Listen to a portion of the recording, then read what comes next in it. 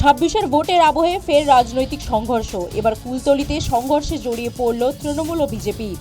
গুরুতর আহত হয়েছেন দুই পক্ষের মোট 2 জন। বিজেপির অভিযোগ, মৎস্যজীবীদের নিয়ে তাদের সভা চলাকালীন আচমকা তৃণমূলের কর্মীরা হামলা চালায়।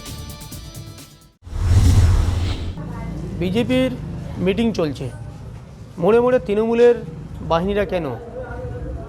তাহলে কি সত্যি ২৬-এ আতঙ্কে আছে, হাঁটতে চলেছেন সেটা বুঝতে পেরেছে? ছোট বুথের মিটিংয়ে পর্যন্ত কি হামলা করতে হচ্ছে? তৃণমূলের এই দুর্দশাও পৌঁছে গেছে, মানুষ বুঝতে পারছে, মানুষ ঠিক করে নিয়েছে, বেশি দিন বাকি নেই।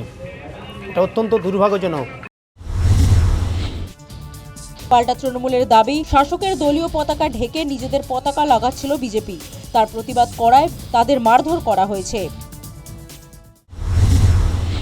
বিজেপির কর্মীরা আমাদের দলীয় পতাকা দুপ্রান্তে থেকে তাদের পতাকা দিয়ে আমাদের পতাকা গার্ড করে দেয়, যাতে না সাধারণ মানুষ দেখতে পায়। এই প্রতিবাদ করাতে বিজেপির কর্মীরা আমাদের গ্রাম পঞ্চায়েত সদস্য কমলেশ গায়নকে তারা অকথ্য ভাষায় গালাগালি করে এবং মারধরও করে। যে আমাদের যে বিজেপির সদস্য, গ্রাম পঞ্চায়েত সদস্য কমলেশ গায়নের যে পাশবিক অত্যাচার চালিয়েছে যে সমস্ত বিজেপির কর্মীরা, তাদের প্রতি আইনত ব্যবস্থা নেওয়া হোক।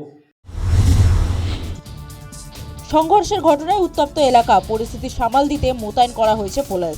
News time.